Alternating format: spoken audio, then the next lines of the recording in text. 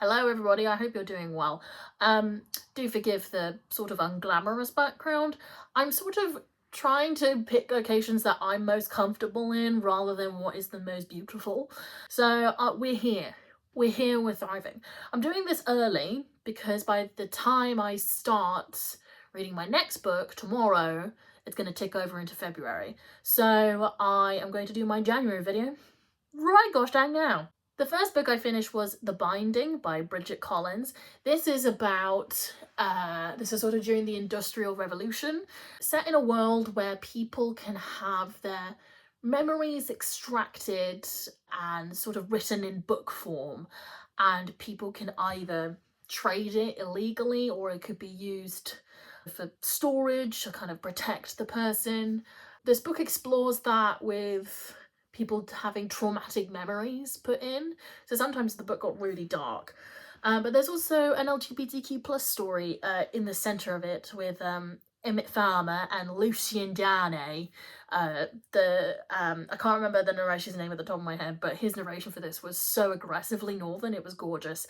It's about them growing up together and then also reuniting. And I don't want to say much more beyond that. I think the way the story unfolded in terms of memories and who remembered what, it led to some quite dubious moments in terms of consent for me, like there was a power imbalance going on.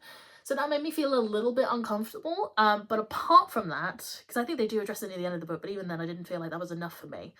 Apart from that, I thought it was a really well told story. The only reason I read this was for family book club. I don't tend to go for stories with like sad queer stories, but I felt like, you know, this just about teetered, and that was enough for me. The next book I finished was On Being Ill with Notes from Sick Rooms by Julia Stephen. So On Being Ill is an essay by Virginia Woolf, and then Notes from Sick Rooms is by Julia Stephen, who is Virginia Woolf's mother. She was not like a professional nurse, but she was sort of a frequent volunteer carer for lots of people. The introduction was really helpful for each of the essays. The Notes from Sick Rooms was a little bit more literal than I thought it was going to be, and this was my first foray into Virginia Woolf writing, and a little bit flowery for my tastes, especially the topic about how, like, when you are rendered to being bedbound or housebound, you notice the beauty of the world a lot more in comparison to the rush of capitalism and always having to go to work, always having to do this. So I found that really insightful. And then I guess, you know, Notes from Sick Rooms, I vaguely know how to take care of a sick person.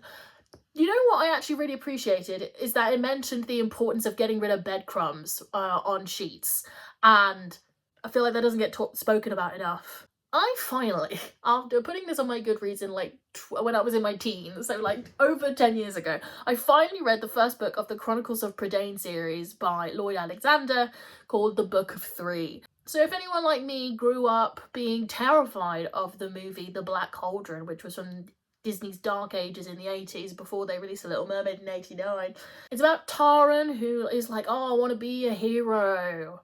Oh, and then it's this mystic pig who runs away, and he goes off on an adventure to find and rescue the pig. But he meets some fellow friends along the way. It's middle grey, so it wasn't really anything too deep. But I am very fascinated in how the rest of the series goes, because the Disney movie made things a lot darker and scarier than the book made it.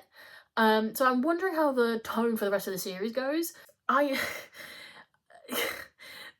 Eilonwy in this is like, oh, she's a teenage girl, and that means she complains all the time. I don't know why I'm Cockney. This is set in like a medieval Wales. And it was so egregious to the point I just found it funny, but like not in the ha ha women be complaining kind of way, being like, this writing is ridiculous kind of way, in a bad way.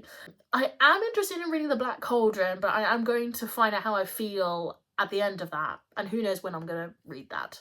Next book I read was A Study in Scarlet by Arthur Conan Doyle. So I have a huge brick that is the collection of Sherlock Holmes books. So I'm listening to audiobooks alongside as I'm reading, and I listened to the one by Stephen Fry. I love Stephen Fry's voice, but I feel like his narration style isn't particularly transformative when it comes to voicing other characters. So that was a bit of a hindrance for me in terms of remembering who is who sort of in the background. And also I've never read these books. I only have, the Robert Downey Jr. films and the Sherlock series on BBC with Stephen Moffat and Benedict Cumberbatch. I feel like Sherlock Holmes, like the Robert Downey Jr. movies, less so, especially the BBC series, but both of them are the problem. I feel like they're making Sherlock Holmes way more of an asshole than the book is. Like, at worst, he's a bit curt. Most of the time, he's just eccentric and to the point, which I think is why a lot of neurodivergent people find themselves very attached to Sherlock Holmes, because there's that curtness and very to the point that is offsetting for a lot of neurotypical people that I think autistic people, neurodiverse people can relate to very much. Having Watson being like, by Jove, at everything Sherlock says, it became a little bit melodrama, but I think the story navigated in a way I wasn't expecting it to go, in a quite a nice, refreshing way. So, Sir Arthur Conan Doyle, you're good in my bag. So the last two books were actually plays. So the first one I listened to was adapted by the LA Theatre Works, and it's a half-an-hour play called Trifles by Susan Glaspell. It's named Trifles, so we start with an officer recounting to other officers in the house where a murder has happened. And this officer is reporting to the other officers about how he discovered that this man is dead and his wife was just sitting, knitting, being fairly chill. That's sort of the first part, and then the second part are the two wives, or the two neighborhood women who are living nearby this couple, and it's sort of them reconciling with, oh, we all knew that this husband was a terrible person, and why does this wife have this in her cupboards, why does he have this? It was such an intense exploration of female solidarity within the space of not even half an hour, because the first chunk of it is a bunch of men talking to each other about a possible murder. And so I just found it very impactful in a very short space of time. It was executed. I found it on Hoopla, but I think there's a version on YouTube, so I recommend that. The last play I read, and my final book of January, is Cardboard Piano by Hansol Jung. The first part is set on New Year's Eve, turning into the millennium, where this queer couple, these two girls, Adele and Chris, who doesn't like to be called Christina, always wants to be referred to as Chris, which I thought was an interesting touch, set in northern Uganda. They go to this church that they sort of have frequented a lot growing up, and they have their own private wedding, just the two of them, and they record it on a tape recorder. And then in the middle of it, as they're coming up with an escape plan, a child soldier comes in and basically ruins their plans. And the second half is a time skip. And if I say any more, it's going to spoil it. Again, in such a short space of time, that I'm going to think about this play for quite a long time.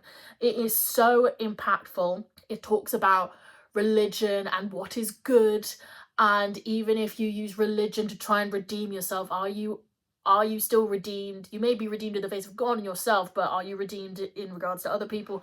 It was fascinating. It was a fascinating read, and I would love to see a production of this. I think the trouble when reading plays is that the whole point of it is that you're meant to view it in and it's meant to have an ambiance to it. You're meant to feel the tension. So it's very hard to translate that when you're reading it.